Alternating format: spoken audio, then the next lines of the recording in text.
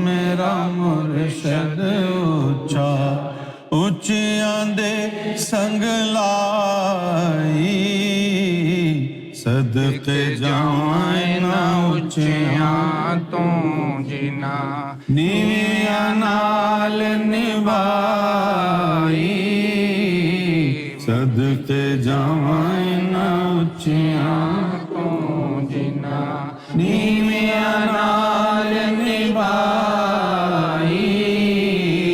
میں ایمان میرا مرشد اچا خس خس جنہ قدر نہ میرا صاحب نو وڈیایا خس خس جنہ قدر نہ میرا صاحب نو وڈیایا میں گلیاں دا روڑا کوڑا میں گلیاں دا روڑا کوڑا محل چڑھایا سایاں میں گلیاں دا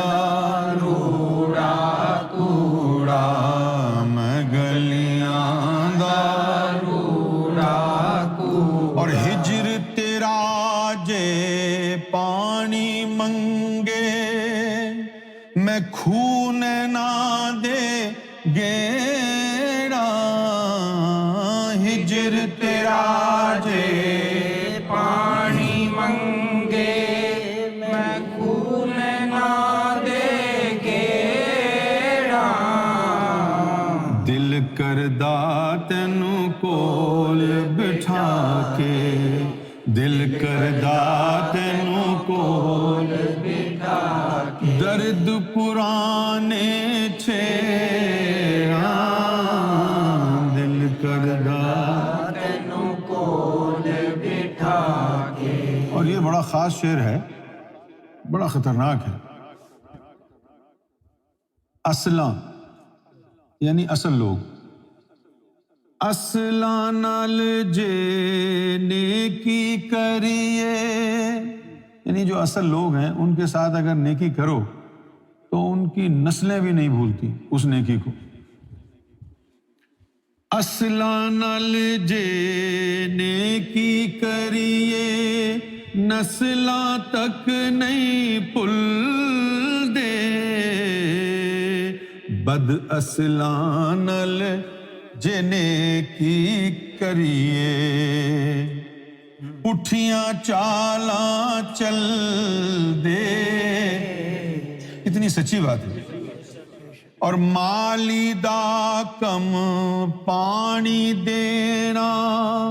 بھر بھر مشکاں پاوے مالی دا کم پانی دینا بھر بھر مشکاں پاوے مالک دا کم پھل پھل لاؤنا مالک دا کم پھل پھل لاؤنا لاوے یا نہ لاوے مالک دا کم پھل پھل لاؤنا لاوے یا نہ لاوے اور در مرشد دا خانہ کعبہ حج ضروری کریے در مرشد دا خانہ کعبہ حج ضروری کریے تقوی رکھ محبوباں والا تقوی رکھ محبوباں والا چل دوارا ملیے تقوی رکھ محبوباں والا اور جے میں ویکھاں عملاں ولتے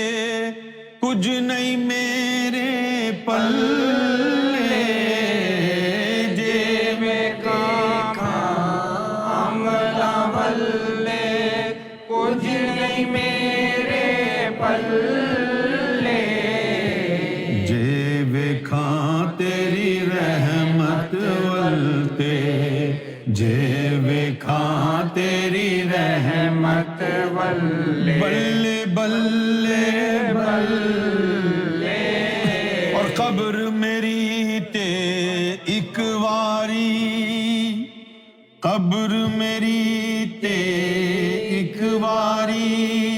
गौहर पा जावे जे फेरा, कब्र मेरी ते एक वारी गौहर पा जावे जे फेरा हड्डियां कब्रों बाहर निकल के, हड्डियां कब्रों बाहर हाय हाय मुजरा कर सन तेरा, हड्डियां कब्रों बाहर निकल अल्लाहुम्मा सल्ली अला मुहम्मद व अला